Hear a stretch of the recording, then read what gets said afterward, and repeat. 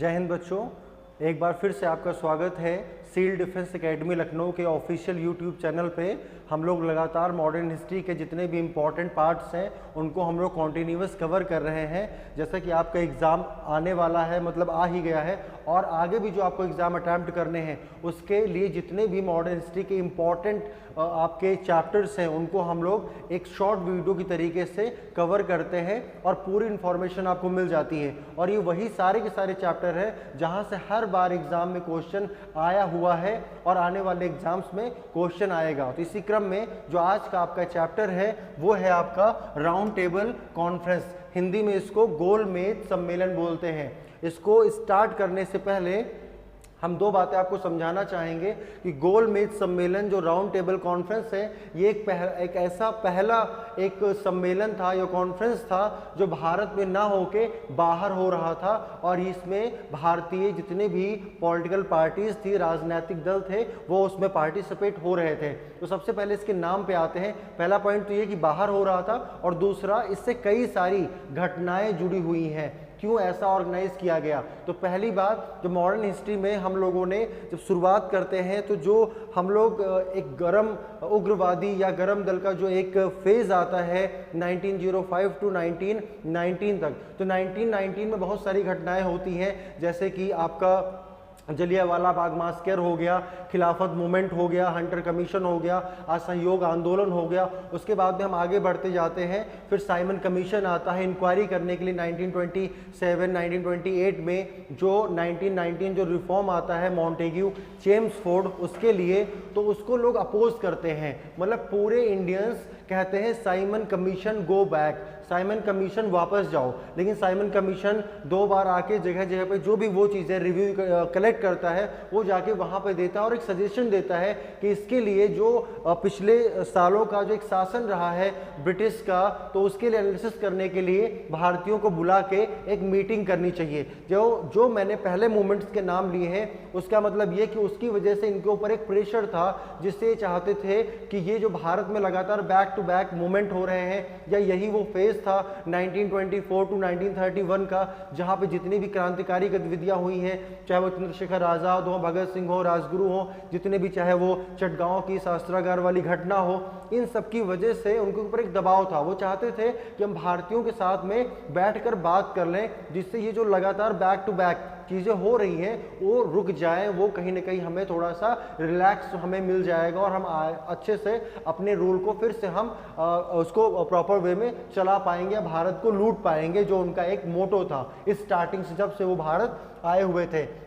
तो इसीलिए उन्होंने भारतीयों के साथ में एक मीटिंग करने के लिए कि भाई ऐसे ऐसे हम रूल कर रहे हैं, आप लोग हमसे क्या चाहते हैं, इस आप लोग जो चाहते हैं वो भी हमें बताइए, हम क्या आपको देना चाहते हैं, दोनों मिलकर बात कर लेते हैं और उसका एक निष्कर्ष निकालेंगे। या कहने का मतलब ये है कि वो भारतीयों को थोड़ा सा शांत कराना चाहते थे कि उनकी बातें हम सुने, पूरा तो वैसे भी वो ना करते। तो इसी क्रम में उन्होंने इंग्लैंड में लंदन में एक राउंड टेबल कॉन्फ्रेंस की। तो यहाँ पे जितना मैंने आपको ब्रीफ कर दिया उन सब चीज़ों को अपने माइंड में रखते हुए, तो सबसे पहले ये पिक आपके सामने एक है जिसको आप देख सकते हैं किस तरीके से ये राउंड टेबल के शेप में बना हुआ है और सारे के सारे लोग बैठे हुए हैं। इसमें इंडियंस भी मेंबर्स हैं, ब्रिटिशर्स भी हैं, और ज़्यादातर इसमें मेंबर जो है वो इंडियंस जो बुलाए गए थे बातचीत करने के लिए। इसमें अम्बेडकर जी, ये आपकी फ़ोटो जो दिख रही है, मोहनदास करमचंद गांधी हैं, इस तरीके से सारे लोग सिख कम्युनिटी से, महिला कम्युनिटी से, अलग अलग तरीके से सब लोग वहाँ गए हुए थे।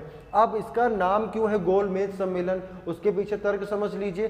सीधी सी बात है, अगर और कोई भी शेप अगर हम टेबल का ले लेते हैं तो वहाँ ये पता चल जाता है कि इसमें कौन हेड है, मतलब मीटिंग को कौन चेयर कर रहा, कौन वहाँ पे हेड है।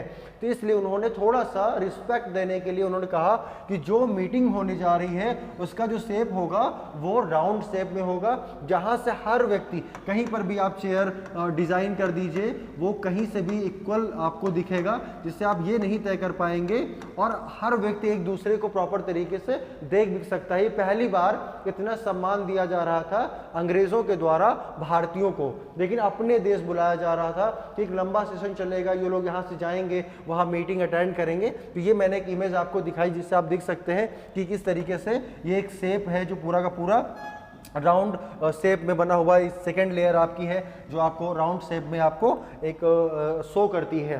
तो इस तरीके से ये मैंने आपको स्टार्टिंग का जो है वो मैंने आपको ब्रीफ कर दिया है। इसके बाद में हम नेक्स्ट देखते हैं इसके क्या क्या इंपॉर्टेंट पॉइंट हैं।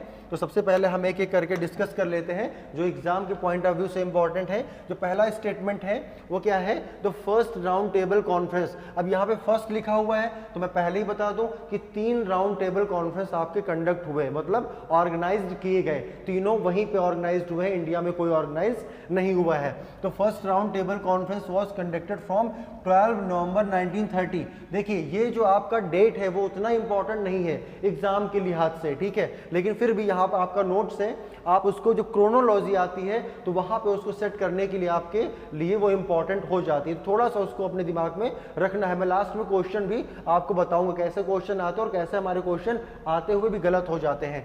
तो 12 नवंबर 1932 19 जनवरी 1931, मतलब 1930 में स्टार्ट हो रहा है ईयर के एंड में नवंबर में, और इसका जो पहला सेशन वो एंड हो रहा है जनवरी 19 को। तो कांग्रेस वाज नॉट पार्टिसिपेटेड। तो पहली इंफॉर्मेशन की फर्स्ट राउंड टेबल कॉन्फ्रेंस की बात कर रहे हैं। दूसरा इंपॉर्टेंट पॉइंट है जो सबसे ज्यादा एग्जाम में पूछा जाने वाला क्वेश्चन होता है कि कांग्रेस जो एक लीडिंग ऑर्गेनाइजेशन था पॉलिटिकल इंडिया में, जो भारत को रिप्रेजेंट कर रहा था, वो किस राउंड टेबल कॉन्फ्रेंस में पार्टिसिपेट उसने किया था। तो वो सिर्फ सेकंड में किया था। देख लेते हैं, कांग्रेस वाज नॉट पार्टिसिपेटेड। अब अगर प्रश्न आता कि पहले गोलमेज सम्मेलन में या तीसरे में कांग्रेस ने पार्टिसिपेट नहीं किया तो क्यों, तो लिखा हुआ है due to the civil disobedience movement, क्योंकि कांग्रेस ने महात्मा गांधी के नेतृत्व में यहाँ पर सविनय अवज्ञा आंदोलन, सिविल डिसओबीडियंस मूवमेंट या सिविल नाफरमानी का मूवमेंट चला दिया था। नमक सत्याग्रह आप जानते हो उस आंदोलन का एक मुख्य हिस्सा था। तो कांग्रेस पहले में पार्टिसिपेट नहीं कर रही है बिकॉज ऑफ दिस मूवमेंट। और सेकंड क्या है, the second round table conference was held in London. Second ही सबसे ज्यादा इंपॉर्टेंट है, तो लंदन पहले वहां भी हुआ था फ्रॉम 7 सितंबर सेम ईयर, जिसमें वो एंड हो रहा है 1931 to 1 December 1931 with the participation of Gandhi. ये देखिए ध्यान से, गांधी एंड INC। तो INC की तरफ से ही महात्मा गांधी गए थे, लेकिन कई सारे लोग थे, लेकिन गांधी जी का ही नाम क्या है सबसे ज्यादा इंपॉर्टेंट है। तो फिर मैं रिपीट कर दे रहा हूं, सेकेंड राउंड टेबल में ही केवल सेकेंड राउंड टेबल कॉन्फ्रेंस में महात्मा गांधी और इंडियन नेशनल कांग्रेस ने पार्टिसिपेट किया था। बाकी ना फर्स्ट में हो गए थे और ना ही थर्ड में गए थे। अगर कोई पूछता है या एग्जाम में क्वेश्चन आता है तो आप बताएंगे due to civil disobedience movement, civil नाफरमानी का जो आंदोलन था उसकी वजह से ये नहीं गए थे। तो ठीक है, नेक्स्ट देखते हैं। ये एक फोटो आप देख लीजिए सेकेंड राउंड टेबल कॉन्फ्रेंस की। उस इमेज में उतना क्लियर तो नहीं था, लेकिन यहाँ पे आप देख सकते हैं ये आपके कौन है, हमारे राष्ट्रपिता महात्मा गांधी जी यहाँ बैठे हुए हैं। तो ये गांधी जी यहाँ पे हैं, इस तरीके से सारे मेंबर्स यहाँ पे हैं। जो एक फोटो उस समय ली गई थी, तो महात्मा गांधी ने पार्टिसिपेट किया किस कॉन्फ्रेंस में, तो सेकेंड राउंड टेबल कॉन्फ्रेंस में। तो ये इमेज आप देख लीजिए, चाहे तो स्क्रीनशॉट भी ले सकते हैं पॉज करके वीडियो को। तो फिर नेक्स्ट हम आगे बढ़ते हैं। नेक्स्ट इसमें क्या भी डिटेल है, जो थर्ड पॉइंट है इंडियन प्रिंसली स्टेट। अब ये समझने वाली बात है, कांग्रेस ने पार्टिसिपेट किया, लेकिन फर्स्ट सेकंड थर्ड में और कौन कौन से लोग जो उसमें पार्टिसिपेट कर रहे थे। ऐसा नहीं था कि सिर्फ कांग्रेस या मुस्लिम लीग ही पार्टिसिपेट कर रही थी। तो एक लिस्ट है और उसको आप समझ सकते हैं किस तरह से लोग वहां पार्टिसिपेट कर रहे थे। इंडियन प्रिंसली स्टेट, क्योंकि जब अंग्रेज आए तो यहाँ पे राजतंत्र था और रजवाड़े राज करते थे इंडिया पे, तो उन्होंने उनको चाहे सब्सिडी अलायंस किया हो, चाहे डॉक्ट्रिन ऑफ लैप्स किया हो, चाहे वॉर के थ्रू किसी न किसी तरीके से सारे राजा महाराजा नवाबों को या मुगल बादशाह सबको उन्होंने ब्रिटिश एम्पायर में शामिल कर लिया और एक नेचुरल बाउंड्री क्रिएट करके वो इजी वे में भारत पे रूल कर रहे थे। तो क्योंकि वो सब लोग थे, क्योंकि जब बातचीत करने के लिए बुलाएंगे तो जितने भी पॉलिटिकल ऑर्गेनाइजेशन हो या उस समय राजा महाराजा हो, उनको भी आपको यूनाइट करना पड़ेगा, बिकॉज वो भी अपने अपने एरिया को रिप्रेजेंट कर रहे हैं। तो सबसे पहले मैंने क्या लिखा, princely state represented by maharaja, prince and dewan. इन लोगों ने, महाराजा जो थे या राजकुमार थे या जो वहां के दीवान थे, इन लोगों ने पार्टिसिपेट किया। ठीक है, और बाकी कैसे रिप्रेजेंट हुआ, इंडियन नेशनल कांग्रेस INC, महात्मा गांधी रघुनाथ स्वामी अयंगर, इन्होंने पार्टिसिपेट किया। एम क्यूब, इनको एम क्यूब मतलब मदन मोहन मालवीय। मुस्लिम लीग से कौन गया था? मोहम्मद अली जिन्ना, आगा खां थर्ड, मोहम्मद इकबाल। मोहम्मद इकबाल आप जानते हैं कि जब द्विराष्ट्र की बात आएगी, पाकिस्तान की फॉर्मेशन की बात आएगी, तो आगा खां, मोहम्मद इकबाल, मोहम्मद अली जिन्ना, इनका एक इंपॉर्टेंट रोल है। तो मुस्लिम लीग को ये लोग रिप्रेजेंट कर रहे थे। हिंदू को एम आर जैकर, आपके डिप्रेस्ड क्लास मतलब अनुसूचित या जो है उसको कौन रिप्रेजेंट कर रहा था? तो बाबा साहब मतलब डॉक्टर भीमराव अंबेडकर। वोमेन्स को कौन? सरोजिनी नायडू। उसके बाद में लिबरल जो है वो पार्टी सिक्स थे, इंडियन क्रिश्चियन थे, पारसी थे, यूरोपियंस में एंग्लो इंडियंस थे। एंग्लो इंडियंस का मतलब समझते हैं आप लोग कि ऐसे लोग जिनका जन्म एक मतलब माता पिता में एक पक्ष या माता या पिता का कौन होना चाहिए? भारतीय, और दूसरा पक्ष कौन होना चाहिए?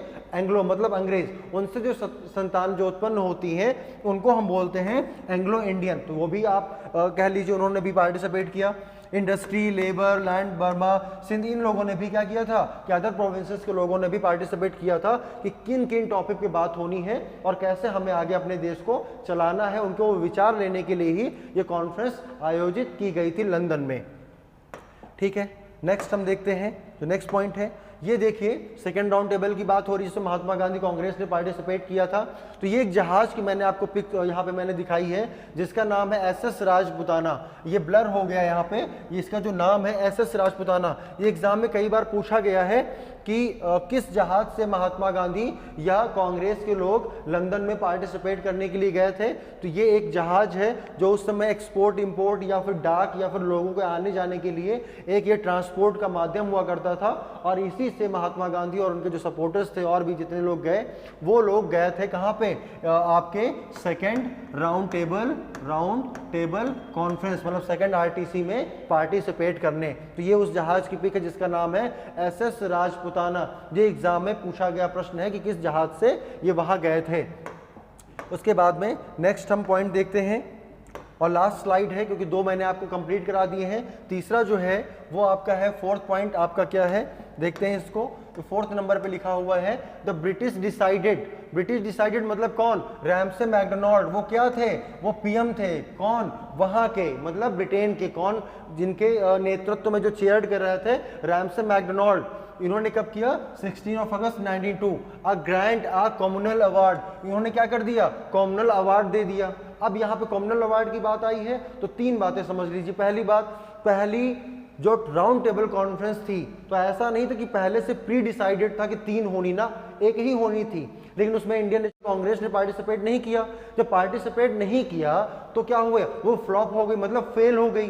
तो वहां से फोन आया, यहाँ पे जो वायसराय थे लॉर्ड इरविन, उनको फोन किया गया कि किसी भी सिचुएशन में एनी कॉस्ट महात्मा गांधी और इंडियन नेशनल कांग्रेस आने ही चाहिए जो भी अगली कॉन्फ्रेंस होनी है लंदन में। तभी गांधी और इरविन का एक प्रसिद्ध समझौता हुआ था दिल्ली में जिसको हम दिल्ली समझौता भी कहते हैं। और सरोजिनी नायडू ने उस समझौते को कहा था कि दो महात्माओं का मिलन हो रहा है। और कुछ बातें इरविन ने मानी थी, कुछ बातें गांधी जी ने मानी थी। समझौता सफल हुआ था और महात्मा गांधी जी ने जो रीजन पहले में था कि due to civil disobedience movement उसको रोक के सेकेंड राउंड टेबल कॉन्फ्रेंस में गए। ये एक बात। दूसरी बात, जब सेकेंड राउंड टेबल कॉन्फ्रेंस में महात्मा गांधी पहुंचे तो वहां पे ये लोग आपस में ही लड़ने लगे। अंबेडकर जी ने कहा कि मुझे डिप्रेस्ड क्लास के लिए चाहिए सारा रिजर्वेशन है, अलग देश से। सिखों ने कहा कि हमें अलग खालिस्तान चाहिए, हमें सिखों के लिए देश चाहिए। मतलब सारे लोग अपने अपने लिए मांगने लगे। महात्मा गांधी जी नाराज हो गए, उदास भी हो गए और उन्होंने कहा कि जब सब लोग अपने अपने लिए मांग लें, राजा महाराजा दीवान ये सब राजकुमार वो बोल रहे थे जैसे आए थे जो हमारे राज्य थे, अब आप जा रहे हैं तो हमें अपने राज्य वापस कर दीजिए, हम फिर से राजतंत्र को क्या करेंगे? स्थापित करेंगे। महात्मा गांधी जी बहुत उदास हुए कि हम भारत के लिए वहां गए हुए हैं और यहाँ पे भारत के इतने सारे टुकड़े होते जा रहे हैं। और वो वापस चले आए। और ये फिर क्या हुआ? क्योंकि कांग्रेस सहमत नहीं हुई तो इसको भी कहा जाता है कि सेकेंड राउंड टेबल कॉन्फ्रेंस भी क्या हो गई थी? फेल हो गई थी। अब रैमसे मैकडोनाल्ड उसी पॉलिसी को जो लगातार वो करते आ रहे हैं, डिवाइड एंड रूल, उन्होंने क्या किया? कॉमनल अवार्ड मतलब कि धर्म के जाति के आधार पे माइनॉरिटीज को उन्होंने प्रोवाइड कर दिया कि आपको जो मेजॉरिटी में हिंदू हैं उनसे कोई प्रॉब्लम ना हो, तो उन्होंने संप्रदाय के आधार पे उनको बहुत सारे अधिकार दे दिए। जैसे लिखा सेपरेट इलेक्टोरेट कॉलेज, ये मॉरले मिंटो रिफॉर्म जब आता है तो वहां हम लोग बताते हैं कि मुस्लिम लीग को लॉर्ड मिंटो ने प्रोवाइड किया था। Minority communities, Gandhi was against this, ये जो है गांधी क्या थे, इन चीजों के वो अगेंस्ट थे, क्योंकि वो नहीं चाहते थे कि भारत विभाजित हो, वो चाहते थे कि भारत एक रहे। तो तीसरी जो बात है कि गांधी जी अगेंस्ट थे और इस तरीके से ये भी फेल हो गया। अब देखिए अगला point, third round table conference, जो तीसरा सम्मेलन हुआ तो 2 फेल हो गए, पहले में कोई नतीजा नहीं निकला, दूसरे में कॉमनवेल्थ अवार्ड। महात्मा गांधी जब second round table conference over करके इंडिया आए तो उन्होंने भारतीयों से क्या कहा प्रेस कॉन्फ्रेंस करके कि हम भारत का जो आपने मुझे झंडा दिया था उसे मैंने झुकने नहीं दिया, और इस जो कॉन्फ्रेंस हुई है उससे हमें कुछ भी प्राप्त नहीं हुआ है, बल्कि आपस में तनाव उन लोगों ने जरूर पैदा कर दिया है कि हमारे अंबेडकर और संपूर्णानंद जितने भी कम्युनिटी थे उनके बीच में एक गैप उन्होंने क्रिएट करने की कोशिश की है, ये एक उनकी साजिश है। तो इस तरीके से अब अगला आता है third round table conference took place between 17th of November 1932 to 14 दिसंबर 1932। इसमें भी कांग्रेस ने पार्टिसिपेट नहीं किया था। आगे देख लेते हैं। तो ये तीसरा सम्मेलन हुआ, 1932 में ओवर हो गया। ओनली 46 डेलीगेट्स, मतलब जैसे मैंने अभी लिस्ट आपको दिखाई थी कि किस तरीके से लोग इसमें पार्टिसिपेट कर रहे थे, ये पूरी की पूरी लिस्ट है। इस तरीके से इसमें जो थर्ड राउंड टेबल कॉन्फ्रेंस हुआ है उसमें 46 डेलीगेटों ने क्या किया था, पार्टिसिपेट किया था, प्रतिनिधिमंडल गए थे वहां पे, उन लोगों ने पार्टिसिपेट किया। फिर जो नेक्स्ट है द INC मतलब Indian National Congress and the Labour Party decided not to attend it. Labour Party मतलब वहां की लेबर पार्टी ने कहा कि हम अटेंड नहीं करेंगे, क्योंकि ब्रिटेन की भी सारे लोग उसमें पार्टिसिपेट कर रहे थे, लेकिन इसमें इन लोगों ने कहा डिसाइड नहीं करेंगे। लेकिन इसमें हुआ क्या था कि the INC was not invited, उन लोगों ने बुलाया भी नहीं था। ये भी बात बहुत इंपॉर्टेंट है, तो जनरली हम नहीं जानते हैं, हमको लगता कि कांग्रेस गई नहीं थी। तो कांग्रेस ने भी प्री डिसाइडेड था कि हमें थर्ड या आगे कोई भी कॉन्फ्रेंस होगा हमें नहीं जाना है, बिकॉज वो देश को विभाजित करना चाहते हैं। और तीसरे में उन्होंने बुलाया भी नहीं था, क्योंकि वो जान चुके थे कि समझौता करने के बाद भी गांधी जी तैयार नहीं है इसके लिए। तो ये थर्ड राउंड टेबल कॉन्फ्रेंस ये वो कंडक्ट हो गया और वो पार्टिसिपेट करने के लिए तैयार नहीं थे। फिफ्थ क्या है, अब अगर आपसे प्रश्न आता है कि तीनों गोल में सम्मेलन का कंक्लूजन क्या है, निष्कर्ष क्या है, हुआ क्यों, क्योंकि भारत को थोड़ा सा वो रिलैक्स करना चाहते थे। कंक्लूजन क्या है, तो कंक्लूजन लास्ट पॉइंट में है। The recommendation of this conference, क्या recommendation, publish a white paper, वहां पे एक श्वेत पेपर जारी किया गया in 1933, later discussed in British parliament. फिर उस श्वेत पेपर को कहाँ डिस्कस किया गया, ब्रिटिश पार्लियामेंट में प्रॉपर उसको डिस्कस किया गया। The recommendation were analysis toward the government of India act 1935, यही इस पूरे स्टेटमेंट का जो फिफ्थ पॉइंट है इसका ये कोर है। मतलब क्वेश्चन आता है कि कौन सा एक्ट आपके राउंड टेबल कॉन्फ्रेंस के बाद में आया, तो गवर्नमेंट ऑफ इंडिया एक्ट 1935। या तीनों गोल में सम्मेलन से क्या कंक्लूजन निकला, तो उन्होंने निकाला कंक्लूजन ये कि जितने भी सजेशंस आए थे भारतीयों की तरफ से, जितने भी डेलीगेट्स वहाँ पार्टिसिपेट कर रहे थे उनसे उन्होंने कुछ दिया, उन सबको कंपाइल करके कि आगे इंडिया को कैसे रूल करना है। जैसे 1909 में एक रिफॉर्म आया जिसको बोलते हैं मॉरले मिंटो रिफॉर्म, वैसे ही 1919 में क्या आया आपका मॉन्टेग्यू चेम्सफोर्ड रिफॉर्म, ये सारे एक्ट बन के आते थे। तो 1935 में क्या हुआ, राउंड टेबल कॉन्फ्रेंस करके बातचीत करके उन्होंने जो कंक्लूजन निकाला वो है government of India act, government of India act of 1935। जब देश आज़ाद होगा, जब तक हमारा संविधान नहीं बनेगा तब तक हम इसी से क्या करेंगे, अपने देश को गवर्न करेंगे। Was passed on it's basis. तो इस तरीके से मैंने आपको सारी चीज़ें क्लियर कर दी हैं। तीनों राउंड टेबल कॉन्फ्रेंस क्यों स्टार्ट हुए, कॉज क्या थे, इसकी नीड क्या थी, कौन कब पार्टिसिपेट करने गया। एक क्वेश्चन और आता है कि ऐसा कौन सा मेंबर था जो तीनों गोलमेज सम्मेलन में पार्टिसिपेट किया था, तो वो थे डॉक्टर भीमराव अंबेडकर। ये तीनों में पार्टिसिपेट करने गए थे। तो इस तरीके से ये पूरा का पूरा जो आपका है वो कंप्लीट हो जाता है और इसको आप पढ़ लीजिए। 100% अगर क्वेश्चन आएगा तो यहीं से आएगा, अदरवाइज स्टेटमेंट भी आता है तो इसको आप नोट डाउन कर लीजिएगा। Thank you so much. जय हिंद।